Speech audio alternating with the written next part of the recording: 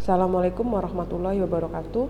Materi praktikum kimia farmasi 2 yang akan dipaparkan pada video ini adalah analisis kadar kalsium oksalat pada umbi porang dengan metode titrasi permanganometri. Umbi porang banyak mengandung kalsium oksalat sehingga perlu perlakuan pendahuluan sebelum mengkonsumsinya, yakni dengan melakukan perendaman dalam larutan asam ataupun larutan garam. Dan senyawa kalsium oksalat yang ada di dalam umbi porang dapat dianalisis dengan metode yang sederhana, yaitu titrasi permanganometri. Untuk titrasi permanganometri menggunakan baku sekunder kalium permanganat dan baku primer natrium oksalat.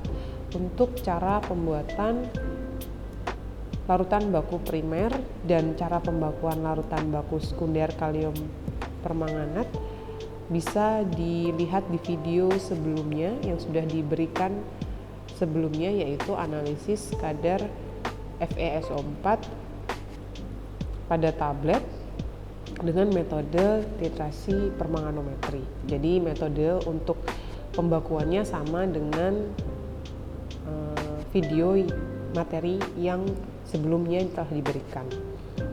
Nah, untuk umbi porang sendiri sebelum dilakukan perlakuan pendahuluan itu dicuci bersih terlebih dahulu dengan air mengalir. Kemudian umbi porang tersebut dikupas. Setelah dikupas bersih, umbi porang dipotong kecil-kecil. Nah, potongan kecil-kecil seperti ini yang siap untuk diberikan perlakuan pendahuluan seperti perendaman dalam larutan asam ataupun garam. Setelah proses perendaman, umbi dikeringkan di bawah sinar matahari selama 4-6 hari. Kemudian umbi yang sudah kering atau kita sebut sebagai chips porang dihaluskan menggunakan blender dan kemudian diayak untuk menyeragamkan ukuran partikelnya. Selanjutnya serbuk yang sudah seragam ukuran partikelnya kita sebut sebagai tepung porang. Nah, tepung porang itu yang akan dianalisis kadar kalsium oksalatnya. Caranya adalah dengan mensuspensikan 2 gram tepung porang dalam 10 ml larutan HCl6M dan 190 ml Aquades. Kemudian campuran larutan tersebut dipanaskan selama 1 jam di dalam penangas air.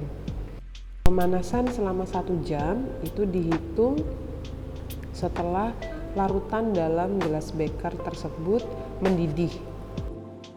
Setelah pemanasan nantinya akan didapatkan larutan seperti ini, warnanya kecoklatan.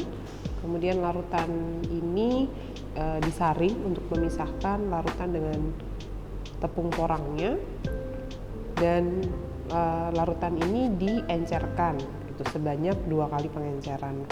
Tujuan dari pengencerannya ini supaya tidak terlalu pekat sehingga volume kalium permanganat yang dibutuhkan pada saat titrasi penetapan kadar tidak terlalu banyak. Larutannya diencerkan dengan cara memipet 125 ml larutan yang kita dapatkan dari proses pemanasan, kemudian diatkan sampai 250 ml, jadi menggunakan labu ukur, kemudian dihomogenkan. Setelah dihomogenkan, maka larutan sampel ini siap untuk digunakan atau untuk dianalisis menggunakan metode titrasi permanganometri. Larutan sampel dipipet sebanyak 50 ml menggunakan pipet volume, kemudian dipindahkan ke Erlenmeyer untuk kemudian selanjutnya dititrasi menggunakan larutan baku sekunder, yaitu kalium permanganat. Nah, sebelum dititrasi, larutan sampel tersebut ditambahkan H2SO4 4N sebanyak 10 ml. Selanjutnya, larutan tersebut dipanaskan hingga suhu larutan 70 derajat Celcius dan harus segera dititrasi menggunakan larutan kalium permanganat. Nah, ini sudah disiapkan buretnya, diisi dengan kalium permanganat, kemudian dititrasi segera setelah pemanasan. Jangan sampai suhu akhirnya itu kurang dari 50 derajat Celcius. Nah, ini sudah terbentuk TAT-nya. Dilihat warna larutannya menjadi merah muda seperti ini. Dan warna ini tidak berubah atau tidak menghilang kurang lebih selama 5 detik.